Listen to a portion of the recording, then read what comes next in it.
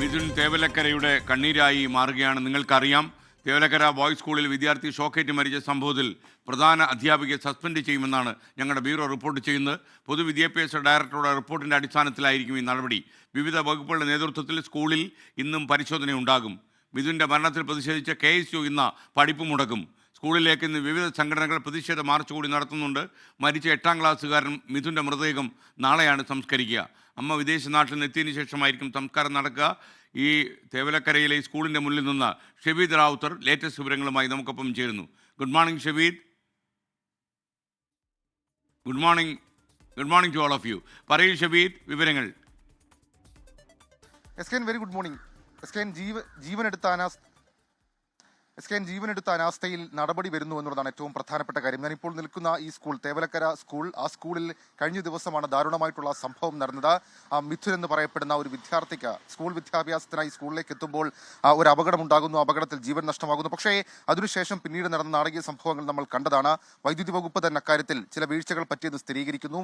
പൊതുവിദ്യാഭ്യാസ വകുപ്പ് ഡയറക്ടറുടെ റിപ്പോർട്ടിലും പ്രാഥമിക റിപ്പോർട്ടിലും ചില വീഴ്ചകളുണ്ട് എന്നുള്ള കണ്ടെത്തലുണ്ട്. സ്വാഭാവികമായും അതിന്റെ അടിസ്ഥാനത്തിൽ ഇപ്പോൾ വിദ്യാഭ്യാസ വകുപ്പ് കടുത്ത നടപടിയിലേക്ക് കടക്കുകയാണ്. പ്രധാന അധ്യാപികയെ സസ്പെൻഡ് ചെയ്യാനുള്ള തീരുമാനം അത് വിദ്യാഭ്യാസ വകുപ്പ് എടുത്തു എന്നുള്ളതാണ് നിലവിൽ പുറത്തുവരുന്ന വിവരം. കൂടുതൽ നടപടികൾ ഈ വിഷയത്തിൽ ഉണ്ടാവുകയും ചെയ്യും. നമുക്ക് ഇപ്പോൾ ഈ ദൃശ്യങ്ങളിൽ കാണാൻ സാധിക്കുന്നത് പോലെ തന്നെ അക്കാണതായിരുന്നു അനാസ്ഥയുടെ ഏറ്റവും വലിയ നേർചിത്രം. അതായത് അനുമതിയില്ലാതൊരു ഷെഡ്, ആ ഷെഡിന്റെ മുകളിൽ ഒരു തരത്തിലും ഒരു സ്കൂളിലും പാലിക്കേണ്ട മാർഗനിർദ്ദേശങ്ങൾ പാലിക്കാതെ ഒരു വൈദ്യുതി ലൈൻ കടന്നു പോകുന്നു. കഴിഞ്ഞ 8 വർഷം മുൻപ് ഇതേ രീതിയിൽ തന്നെ ഇത് ഉണ്ടായിരുന്നു എന്നുള്ളത് തെളിയിക്കുന്ന ചില ചിത്രങ്ങളൊക്കെ പുറത്തു വന്നിരുന്നു. നാട്ടുകാരുടെ അടക്കം പ്രതിഷേധം നമ്മൾ ഇന്നലെ കണ്ടതാണ്. ഇവിടെ നമ്മൾ ഇന്നലെ എത്തിയപ്പോൾ ചില പൂർവ്വ വിദ്യാർത്ഥികളടക്കം വന്ന് ഞങ്ങൾ പഠിക്കുന്ന കാലത്തും ഇതേ രീതിയിൽ തന്നെ ഇതുണ്ടായിരുന്നത് എന്നുള്ള കാര്യം പറയുന്നുണ്ട്. അപ്പോൾ ആ രീതിയിൽ ഇക്കാര്യങ്ങളൊന്നും നോക്കാതെ, ഇത്രയുമധികം വിദ്യാർത്ഥികൾ പഠിക്കുന്ന ഒരു സ്കൂളിൽ അക്കാര്യങ്ങളൊന്നും നോക്കാതെ, ഒരു മാർഗനിർദ്ദേശവും നോക്കാതെ എല്ലാ കാര്യങ്ങളും കാറ്റിൽ പറത്തിക്കൊണ്ട് ഒരു തീരുമാനമെടുക്കുന്നു. ആ ദൃശ്യങ്ങൾ നമുക്ക് കാണാൻ സാധിക്കും. നേരത്തെ ഇന്നലെ ചീഫ് ഇലക്ട്രിക് ഇൻസ്പെക്ടറുടെ അടക്കം ഈ ഒരു റിപ്പോർട്ട് ഉണ്ടായിരുന്നു. ആ റിപ്പോർട്ടിൽ നമ്മൾ കണ്ടതാണ് ഭൂമിയിൽ നിന്ന് എത്ര ഉയരം വേണം എന്നുള്ള അക്കാര്യങ്ങളൊന്നും പാലിച്ചില്ല. ഈ ഷീറ്റിൽ നിന്ന് എത്ര ഉയരം വേണം എന്നുള്ള കാര്യവും ഈ വൈദ്യുതി ലൈൻ പാലിച്ചില്ല.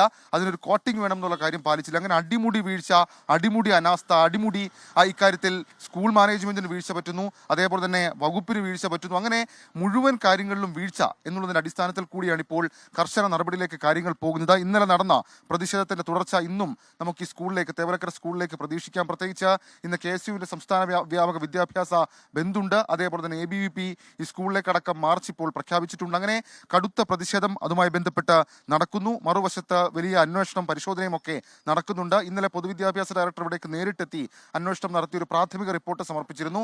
അതിനപ്പുറത്തേക്ക് അദ്ദേഹത്തിന്റെ വിശദ റിപ്പോർട്ട് ഇന്ന് വിദ്യാഭ്യാസ വകുപ്പിന് കൈമാറും. അതേപോലെ തന്നെ വൈദ്യുതി വകുപ്പിന്റെയും അന്വേഷണങ്ങൾ നടക്കുന്നുണ്ട്. മനുഷ്യാവകാശ കമ്മീഷന്റെ സിറ്റിംഗ് ഉണ്ട്, ബാലാവകാശ കമ്മീഷന്റെ സിറ്റിംഗ് ഉണ്ട്.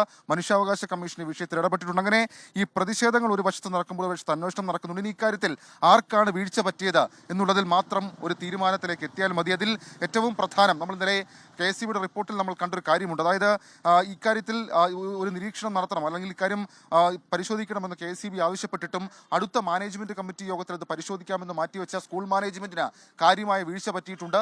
സ്വാഭാവികമായും അക്കാര്യത്തിൽ കൂടുതൽ നടപടി വിദ്യാഭ്യാസ വകുപ്പിന്റെ ഭാഗത്ത് നിന്നുണ്ടാകും. ഒരു പക്ഷേ തൊട്ടടുത്ത മണിക്കൂറിൽ തന്നെ ഉണ്ടാകും എന്നുള്ളതാണ് നിലവിൽ നമുക്ക് ലഭിക്കുന്ന വിവരം. ഷബീദ് റാവുത്തറാണ് വിവരങ്ങൾ നൽകിയത്. തേവലക്കരയിൽ നിന്ന് കൂടുതൽ റിപ്പോർട്ടുകളുണ്ട്, അത് നമുക്ക് പിന്നാലെ എടുക്കാം.